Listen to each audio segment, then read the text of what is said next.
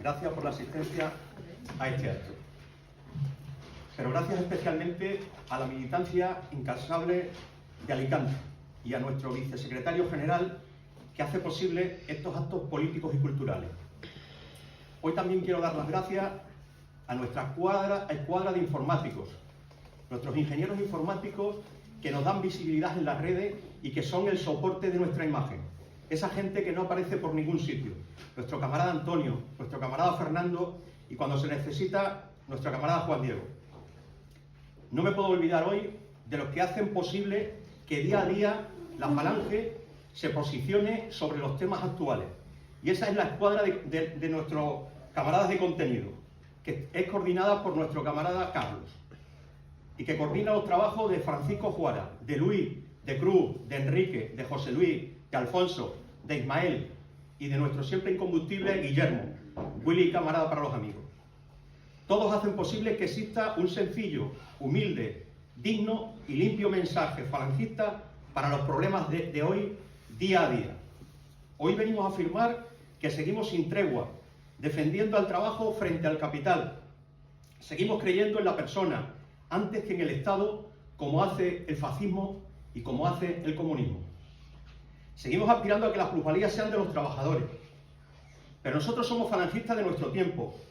Por eso, desde los mismos valores que analizaba a su tiempo José Antonio, nosotros analizamos nuestro presente. Y hoy intentamos desentrañar las nuevas formas sociales de dominación.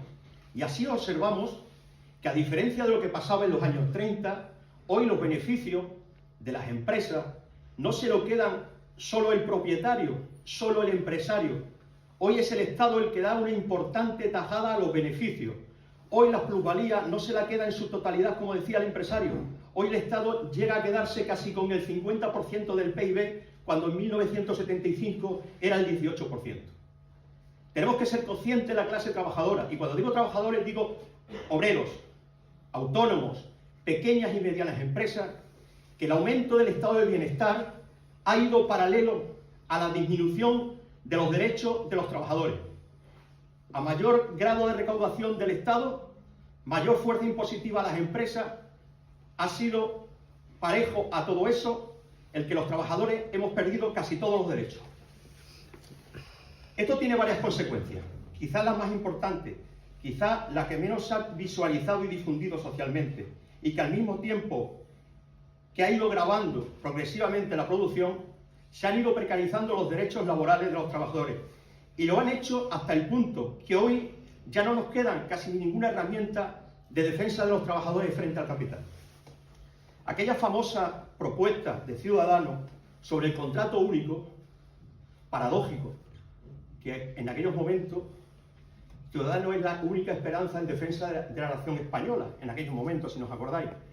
Y curiosamente, cuando ese era el único elemento sociológico que se presentaba como defensa de la nación española, proponían el contrato único.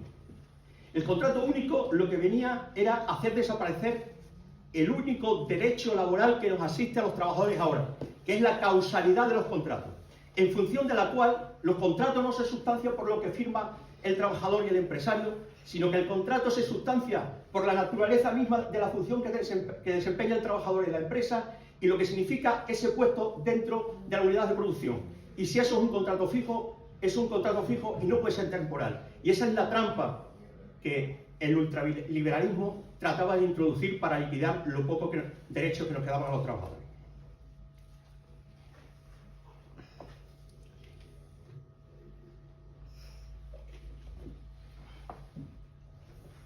La segunda consecuencia ha sido que esta ingente cantidad de recursos transferidas al Estado y gestionados por las partidas de los partidos políticos ha posibilitado que las manos muertas, que son para la producción los partidos, fagociten en su favor ese esfuerzo que pertenece a toda la clase trabajadora. Y así observamos un importante aumento de la nómina del Estado. Han aumentado las administraciones con las autonomías y ha nacido esa clase social a la que llamamos casta, la única que se pone su sueldo con el dinero ajeno. Y tenemos muestra de todos los colores de quienes no han hecho otra cosa en la vida que vivir de la política a la sombra del partido, desde el Estado, con el impuesto de todos nosotros. Así podemos afirmar que el robo, el malgasto, el despilfarro del dinero público es un método moderno de dominación social. Es una forma indirecta de reducción salarial o simplemente un robo salarial, porque se le quitan las plusvalías a sus legítimos dueños no para el bien común, sino para el interés personal de políticos, partidos, sindicatos y allegados. Nadie habla de esta forma moderna de explotación, que a veces lleva a empresarios a empresas en situaciones graves de liquidez y escasos beneficios o pérdidas, a tener que pagar antes al Estado que a sus propios trabajadores. Otra consecuencia es que esto se produce en un contexto de degradación de los servicios sociales esenciales, de la sanidad, de la dependencia, del sistema de pensiones. En definitiva, se roba a los obreros y a las empresas cuando existiendo recursos que se los llevan unos cuantos, precarizando, cuando no haciendo desaparecer los derechos sociales como la sanidad, la educación y la dependencia y las pensiones. Esta es una forma indirecta de explotación de la clase trabajadora. Repito, si hay una lacra para los trabajadores, que es el capitalismo, fundamentalmente es el capitalismo de la apuesta, y los partidos que defienden el incesante aumento de gasto y el aumento incesante de la deuda. Y la deuda no es otra cosa que impuestos para el futuro, y el aumento de personal con cargo a la nómina del Estado. Todos estos excesos se cargan sobre el trabajo, lo tenemos que tener muy claro. Y mientras ocurre esto, hay trabajadores con salarios tan bajos que no tienen ni para poder vivir. En este apartado, hablo del apartado en cuanto a los derechos sociales, sobre todo de seguridad social, lanzo al mundo azul una pregunta. ¿Es acertado dejar en manos del Estado, y máxime con la moral pública dominante, la gestión de nuestros recursos para los derechos de seguridad social? Porque si creemos más en las personas que en el Estado, que en realidad está hoy por hoy en manos de la partida de los partidos, ¿no sería más conforme a nuestras ideas que esos estuvieran en manos de las personas y al Estado solo le llegara ese porcentaje que juega en el sistema para ejercer un elemento de solidaridad entre todos? Porque esto sí que creemos que ese elemento de solidaridad debe existir. Ahí dejo el reto para un debate futuro para los que defendemos la justicia social desde el mundo azul. Seguimos sin tregua intentando ser unión de todos los españoles por encima de izquierdas y derechas. Bajo los gobiernos de uno y de otro, los españoles hemos ido perdiendo la igualdad de derechos entre todos. Nos dividen para ese negocio de la casta, respaldado por esa cantidad de recursos económicos que antes he explicado. Por ellos, afirmamos que hoy como entonces, porque los hechos nos dicen que siguen siendo un principio certero en la conciencia y el pensamiento, no mirar la realidad de los hechos desde posiciones parciales, incompletas y sectarias de izquierdas o derechas. En esa posición de defensa de la unidad entre los españoles, defendemos la reconciliación nacional, la hermandad nacional, el perdón de todos a todos y el homenaje a todas las víctimas, frente a esta canalla frente populista que se obstina en reproducir los odios y rencores en las conciencias de los que no vivieron aquella tragedia. En este apartado quiero hacer una mención especial a todas las víctimas que han sido ultrajadas en el cementerio de Alicante, donde se ha ultrajado a las víctimas de un bando y se ha ultrajado cobardemente a las víctimas del otro bando. Nuestro posicionamiento, como he dicho, no es ese. Perdón porque me he quedado el móvil. Pásame el móvil, por favor. Nuestro posicionamiento es el de afirmar siempre una moral superior. Y en este sentido, quiero recordar aquellas frases de la oración de Sánchez Manza que dice lo siguiente. Perdón, pero el nerviosismo hace que se me seque la boca. Me lo puedes aguantar. Que os pago cuando me vaya. Sí. Gracias. Thank you.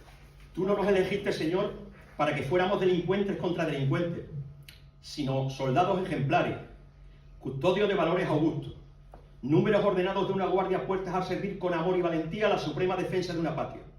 Esta ley moral es nuestra fuerza. Con ella venceremos 2 veces al enemigo, porque acabaremos por destruir no solo su potencia, sino su odio. A la victoria que no sea clara, caballeresca y generosa, preferimos la derrota, porque es necesario que mientras cada golpe del enemigo sea horrendo y cobarde, cada acción nuestra sea la afirmación de un valor y una moral superior. Y en esa afirmación de esa moral superior, yo quiero que cada uno de nosotros, en nuestras conciencias, homenajeemos a todas y cada una de las víctimas de un bando y de otros que unos cobardes y canallas han ultrajado en el cementerio de Alicante, provocando ese enfrentamiento social que es el negocio de los partidos políticos, de aquellos que nos quitan nuestro esfuerzo y nuestro trabajo y viven solo y exclusivamente la política durante toda la vida.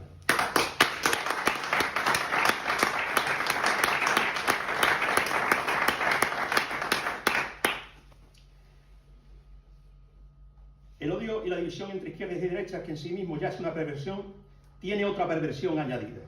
Y es que por ese odio de unos y de otros, blanquean y les dan herramientas a los enemigos de España, a los separatistas. Pero no es cuestión solo ya de los políticos. Lo más grave es que ya se aprecia en las redes que son los propios militantes y los seguidores de esos partidos los que imitan a sus propios líderes, sin percibir que esos a los que defienden son los que están robando sus propios derechos, al sacar del gobierno lo que no les pertenece, mediante un chantaje al que gustoso se presta el gobierno para seguir siendo un gobierno que desgobierna el bien común. Y mientras un tribunal frena la prohibición de eliminar el poquito uso del español en los centros educativos de Cataluña, el presidente del gobierno asegura el uso del catalán en las plataformas Netflix y HBO con los impuestos de los extremeños que no tenemos tren, por ejemplo. Por encima de los estarismos de unos y otros debe estar nuestros principios éticos y morales sobre los que analizar los hechos. Se puede ser de derechas o de izquierdas, pero es de un género humano degenerado el no defender la propia salud ante las evidencias de falta de atención que sufrimos a todos los niveles, no de ahora, sino de hace muchos años y que crece paulatinamente. Se puede ser de derechas o de izquierdas, pero es una degeneración de la democracia y sus principios la defensa de la desigualdad que defendiendo un sistema autonómico que se justifica a sí mismo haciendo 17 legislaciones para los derechos sociales esenciales, rompiendo esa igualdad de derechos entre los españoles. Se puede ser de derechas o de izquierdas, pero es una perversión defender a los tuyos por los mismos hechos que criticas, incluso criminalizas, en los que no piensas como tú. Se puede ser de izquierdas o de derechas, pero es tirar piedras contra tu tejado, defender a partidos que han hecho de la vivienda un negocio de impuestos para las arcas del Estado, consintiendo la usura y la especulación con un bien de primera necesidad. Se está actuando y se está haciendo propaganda desde esta izquierda propagandista con una ley para abaratar la vivienda y para abaratar el alquiler. Nosotros entendemos, entre otras cosas, que en el mercado se interviene con las leyes del mercado. En el mercado, cuando se interviene con subvenciones, lo que se genera es corrupción y se suele acabar produciendo justo el efecto contrario del que se pretende. Una de las propuestas que desde hace tiempo yo he planteado, y que no, evidentemente no se va a hacer porque gobiernen unos o gobiernen otros, quien gobierna es el mundo ultraliberal, es que para hacer viviendas accesibles a los salarios de los trabajadores, lo que habría que hacer sería expropiar, digo expropiar, como dice Pablo Iglesias, expropiar los terrenos rústicos a un justiprecio, incluso con un porcentaje superior al de mercado. Y una vez que está en propiedad del municipio, eso se convierte en urbanizable, pero después de haberlo adquirido el municipio. Y se entrega porque existen estudios perfectamente ahora de los costes de una vivienda, y se entregan para hacer viviendas sociales, pero viviendas sociales asequibles al salario de los trabajadores. Y eso es una de las cosas que no van a hacer. Y este pensamiento, y por estos pensamientos, es por lo que es necesario que siga existiendo un partido como Falange Auténtica, con unos posicionamientos morales que no defienden el interés particular, sino, como estáis viendo, el bien común y el esfuerzo repartido del trabajo. Seguimos sin tregua tratando de analizar nuestro presente y hacemos esa crítica en defensa de las personas y observamos cómo los intereses de los partidos se han convertido en un interés contrario al interés de las personas. Usan el Estado para la compra de votos y no para hacer justicia social y atender al bien común. Vemos el intento de comprar votos de los pensionistas y observamos, veis en los pueblos y en muchísimas ciudades, que el hecho de ser pensionista te da derecho a muchas cosas. Y a los que nos gusta la justicia social, vemos con mucha pena cómo hay muchos pensionistas que cobran muchísimo más que muchos de los asalariados de hoy. Entonces, lo que entendemos que si el Estado nos rescata a nosotros a través de los impuestos, esa plusvalía debe ser para hacer justicia social. Y hacer justicia social no se hace en función de si es esto o es lo otro, sino se hace en función de las rentas disponibles de cada persona. Y no es posible que un trabajador que cobre 900 euros tenga que pagar el transporte y un pensionista que cobre 2.000 euros no tenga que pagar el transporte.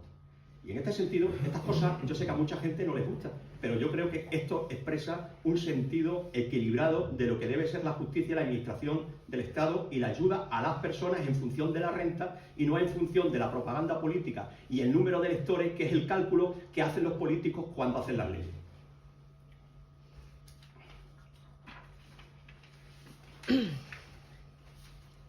Un ejemplo más de esta propaganda, y que yo con estas cosas me río, se presentó el jueves, creo que fue, por parte de la Diputación de Badajoz, una campaña con tarjetas Visa con 100 euros. Dicen que es para emergencia social, para las personas que están en emergencia social y para ayudar a las empresas producto del COVID. Concretamente en mi pueblo somos 6.500 habitantes y le han dado 42 tarjetas. A 100 euros son 4.200 euros, que se van a repartir entre 100 y 100 euros. ¿Con 4.200 euros se rescata el comercio? ¿Con 100 euros se suple alguna emergencia social? No, pero sí se hace mucha propaganda. Pero propaganda que a mí como falangista, me daría vergüenza hacerse las fotos que se han hecho para dar 100 euros. Pero ejemplos como estos puedo poner muchos. Y esto lo hago como un ejercicio que debemos hacer todos para hacer una oposición real. Cuando decimos que somos falangistas, debemos ser una oposición real en el mundo que vivimos. Y para eso nos tenemos que enterar de las cosas y analizar el presente.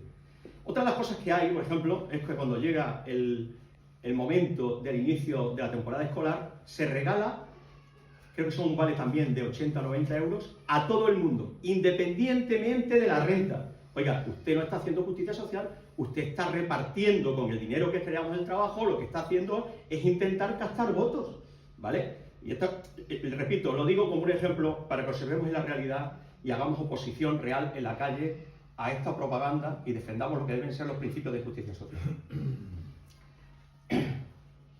Otro ejemplo de la propaganda, y este ya es el último, es el del salario mínimo interprofesional. Se dice que con el salario mínimo profesional pues se está defendiendo al trabajador porque esta es la demagogia que aparece de la izquierda. Pero claro, cuando uno analiza, porque subir por principio o bajar por principio no quiere decir que se sea mejor o se sea peor, sino que va a depender de las circunstancias de cada momento en el que se encuentre la economía. Pero cuando en 4 años a cualquier empresa se le sube solo de los costes sociales el 40%, ¿qué es lo que estamos haciendo? Ellos saben bien lo que están haciendo. Ellos lo que están haciendo, desde una postura incluso de izquierda, realmente es ayudar al capitalismo, porque están eliminando a la única competencia que resiste con esfuerzo cada día en el mercado contra esas grandes empresas. Ocurre, por ejemplo, con las librerías y Amazon. ¿Cuántas librerías están desapareciendo? ¿Cuántos pequeños comercios están desapareciendo? Y lo que hacen al subir el salario mínimo profesional es quitarle la competencia a los grandes y dejarlos solos en el mercado. Eso es uno de los efectos, ¿no? Sería más fácil, y esta es otra propuesta falangista, que se subieran los salarios allí donde la producción final produce unos beneficios ingentes que, entre otras cosas, en las empresas del IBE va a parar a esos políticos que después de abandonar la política siguen viviendo a costa del trabajo de los demás. Y en cambio a los trabajadores de las subcontratas de esas empresas del IBE se les tiene precarizados. Sería muy fácil, señorita Yolanda, sería muy fácil que usted introdujera en la legislación laboral esta frase: las empresas, las sociedades anónimas tienen prohibida la contratación de la actividad principal.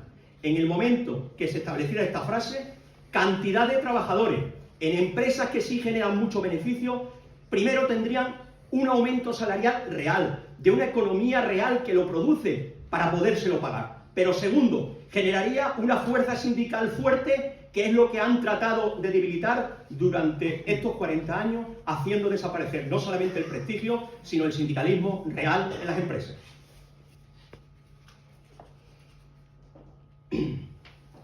Pues en esto, aquí es donde tenemos que estar los falangistas, tamizando la realidad a través de nuestros valores.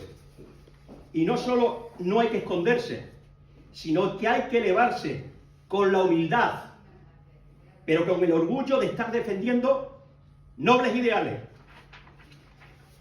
Miras infinitamente más altas que los intereses particulares que evidencia la clase política a diario. La bandera sigue alzada. Vamos a honrarla, a defenderla con el pensamiento, la reflexión, el análisis y la acción. Arriba los corazones, arriba la esperanza, arriba España. ¡Arriba!